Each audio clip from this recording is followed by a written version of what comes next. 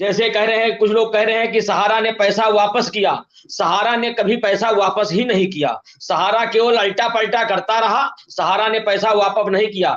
2018 में परिपक्वता अवधि जब पूर्ण हुई तो हमारे पास एजेंट से लेकर के फ्रेंचाइजी मैनेजर, सेक्टर मैनेजर और आरएम, ये सब लोग आए कि आप अपने क्यू साहब के को कन्वर्ट करा लीजिए। मैंने कहा मेरी बेटी की शादी है, मैं किसी भी हालत में मुझे पैसा चाहिए, मैं कन्वर्ट नहीं कराऊंगा। मेरी इस बात से चिढ़ करके इन्होंने सहारा के फ्रेंचाइजी मैनेजर की भतीजी की शादी को लड़की की शादी दिखाकर 10 लाख रुपए पेमेंट करा दिया और हमारा पेमेंट नहीं कराया। इसलिए क्योंकि उनके कहने से मैंने वो कन्वर्ट नहीं कराया था। ये सीतापुर का फ्रेंचाइजी कार्यालय और सेक्टर कार्यालय और रीजनल कार्यालय रहा है। आज मैं आपको बताना चाहता हूं, यहाँ सीतापुर के जितने भी फ्रेंचाइजी मैनेजर से लेकर के उसके ऊपर के जितने भी हैं, उनकी परिसंपत्तियों की सरकार जांच करा ले। उनकी परिसंपत्तियों की जांच करा ले। आय से अधिक संपत्ति न निकले तो हमको कह देना। इनके पास लाखों नहीं, करोड़ों नहीं, अरबों रुपए की संपत्तियां हैं। सुब्रत राय सहारा खुद बन गए। आखिर पैसा कहां से आया? हम भी एक छोटे कर्मचारी थे, इतना नहीं कमा सके। ये पैसा इतना लोगों ने कहां कमा लिया? कोई प्रॉपर्टी डीलिंग का काम कर रहा है, कोई माल चला बना करके किराए पर दिए हुए हैं। आखिर ये पैसा इतना कहां? इनके घर, इनके पूर्वजों का मैं इतिहास जानता हूं। छोटे छोटे वेतन के कर्मचारी थे, किसी प्राइवेट सेक्टर में नौकरी करते थे। आखिर पैसा कहां से आ गया?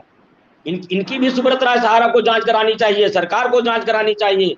ये सब कहीं न कहीं नीचे से लेकर ऊपर तक घोटाला होता रहा।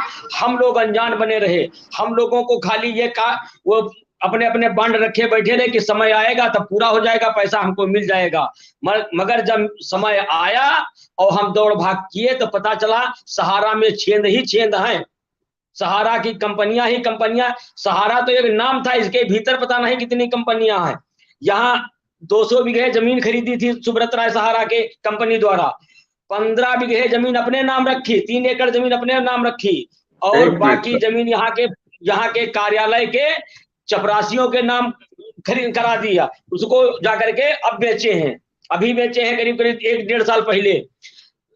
हमारे पड़ोस में हरदोई जिला है, वहां बघौली चीनी मिल थी। लोग कह रहे हैं कि सहारा 35 साल से चल रही है और सिर्फ 12 साल से कोई पेमेंट नहीं हुआ। इसके पहले वो पेमेंट करते थे, क्या सच्चाई है? जी जी सर। इसके पहले तो ना हम इनके संपर्क में रहे ना हम जानते हैं, मगर जब से हम संपर्क में गए हैं तब से एक आईडी तक का भुगतान नहीं हुआ है।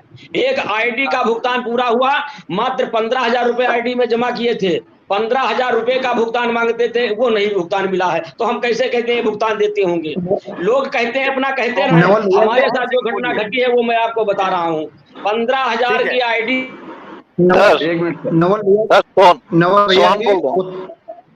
सर सोहन सिंह बोल रहा हूँ। सर सोहन सिंह बोल रहे हैं। नवल जी कुछ जवाब देना चाहते हैं सोहन सिंह, सुनिए 1 मिनट। हाँ सोहन बोलिए। सोहन बोलिए। सर सुनिए, ये कंपनी 42 साल का कंपनी है। अगर पेमेंट नहीं देता कंपनी कभी 42 साल तक चल सकता था? सोचिए, 42 साल। ये प्रॉब्लम एक्चुअली अराइव हुआ 2015 से, पेमेंट का प्रॉब्लम। सर आप विश्वास नहीं करेंगे, मार्च 22 को कंपनी बंद हुआ, मार्च 20 को मैं 1.5 लाख रुपया पेमेंट किया हूं कस्टमर का। 20 को। 1 मिनट सर, सही है सोहन सर और एक बात भी बोल रहा हूँ आपसे, मैं एजेंट हूँ, मैं जितना बोल सकता हूँ जानता हूँ उतना ये बोल नहीं सकेंगे। मैं ये बोलना चाहता हूँ। 1 मिनट सर, 1 मिनट सर। मैं एक अच्छा कार्य करता था, मेरा हर महीना का 5 लाख का कलेक्शन था, हर महीने।